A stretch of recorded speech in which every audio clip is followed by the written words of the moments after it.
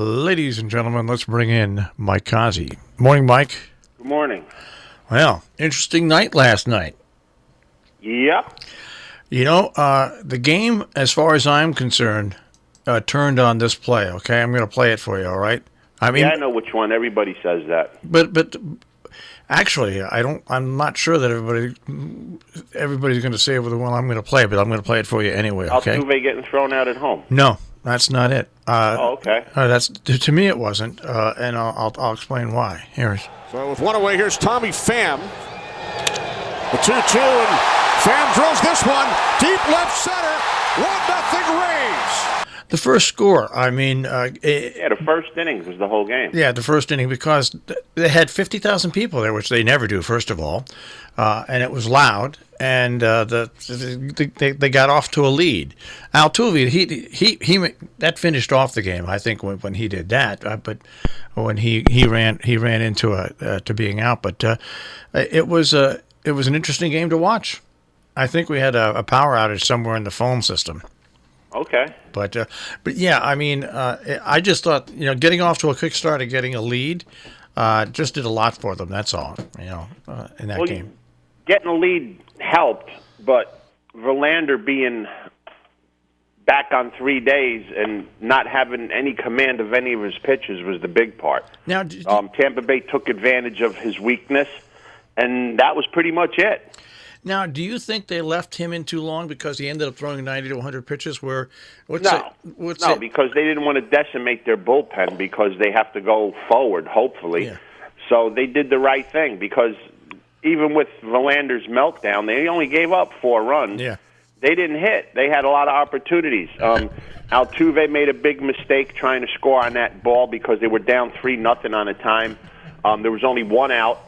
They would have had second and third with 1 out, with still a lot of a good part of a lineup coming up. With 1 hit, you're back in the game 3-2.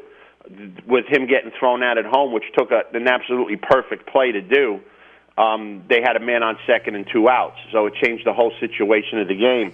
A lot of people are saying that's the turning point of the game, which, that's a Captain Obvious turning point.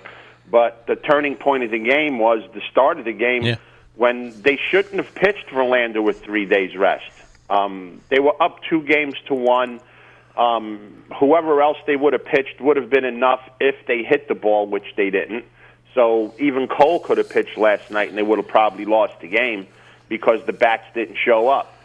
But now you put yourself in a position where you pitched Verlander on a short day, so he's not going to be ready to pitch Saturday because then you're bringing him back on 3 days 2 times in a row.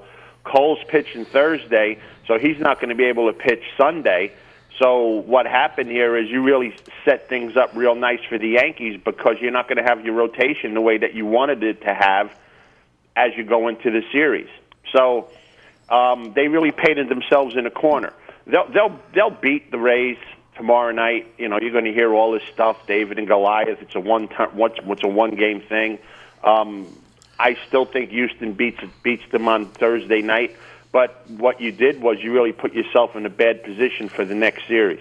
Also, I look at Tampa Bay playing them, and unless we're both wrong, like when the Yankees played Houston 3 years ago, the Yankees won games at home convincingly, and Houston won games at their place convincingly.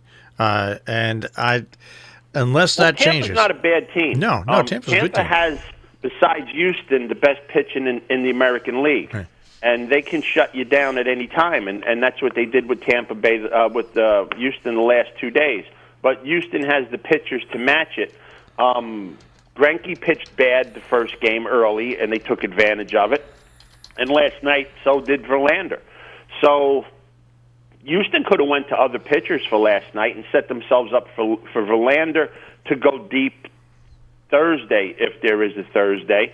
And then you can nail it down with Cole pitching an inning Thursday because that's his throw day anyway, and you're set up perfect to go into the next series. But now you're not.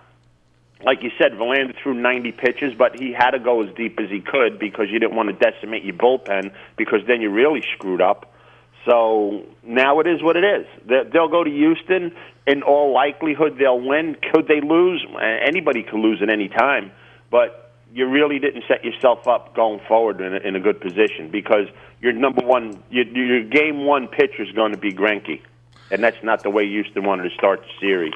All right. Can he beat the Yankees? Of course he can beat the Yankees, but that's not ideally the way you wanted to set your staff up.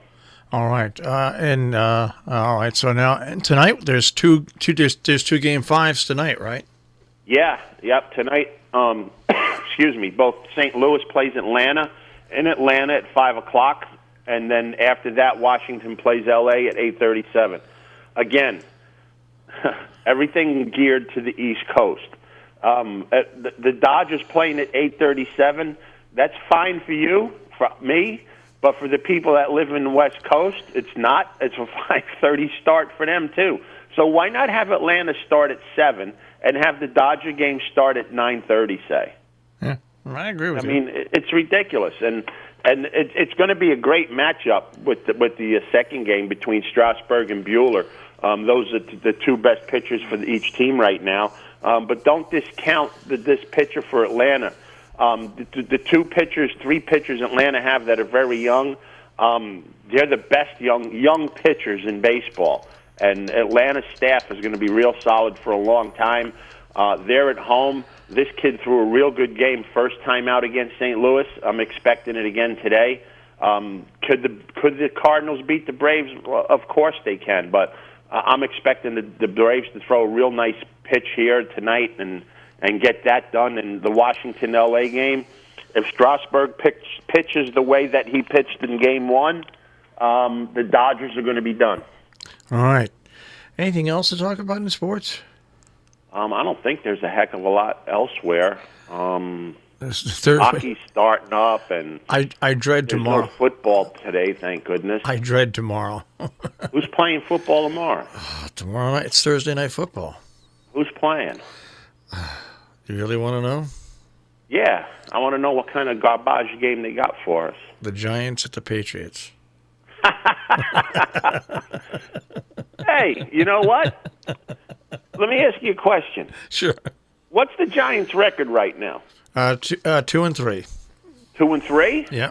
Okay, even though it's 2-3, when the season started, do you think they'd be 2-3 yet right now? No. So, and if they go in and they beat New England, it's a windfall. If they lose, you expected them to lose. Well, if they lose, they'll be exactly where I thought they might be, which is 2-4 or 1-5. So 2-4 is better than 1-5, and the worst they can be is 2-4. Yeah. So and you know what? It's good for this young kid to play a team like the Patriots this year. I mean, he's got no running game. He's up against it. So it's good experience. It's fire by baptism for him. So baptism by fire for him. It's a good thing. It's not a bit. Even if the Giants go up there, and I'm not saying they're going to. If they lose 42-10, it's a learning experience for this quarterback because he's got to learn. And what better team to learn against than the Patriots? Well, it's good. You're right, because the good thing is the Minnesota defense was much better than any defense he's faced last time, and he didn't have a running game, and he kept them in the game basically. He didn't make very many big mistakes. So you're right. This is a learning year. I've been telling that to all my friends. You got to take the long view. We'll take a look at the end of the year and see his improvement. But if he keeps playing like he's playing, Giant fans should be very happy because they actually made a good draft pick. I mean, the thing you're going to look for in this game against New England, if they don't win, is one, that he doesn't throw bad interceptions. Yeah. Two, that he doesn't take bad sacks and gets rid of the ball. Yeah. If he does that, it's a plus. Yep. Because he's going to see defenses on tomorrow night like he's never seen before. All right. Well, it's still going to be it's going to be interesting to watch anyway. And I will watch as much of it as I can, but it doesn't start till so late that it's hard for me to watch any of it. What, at the all. Giant game? Yeah. It starts 8:00, doesn't it? Yeah. Well, I get up at 3:00, 3:15 every morning. Call in sick one day. Get your assistant out. I wish I could. All right. I could see she'll get here at that hour in the morning. I don't think so. Yeah, right. All right, I'll check with you mañana. Have a great day, guys. Take care, Mike. Mike Cozzi with the Check on Sports this morning here on the Breakfast Club on Robin Hood Radio.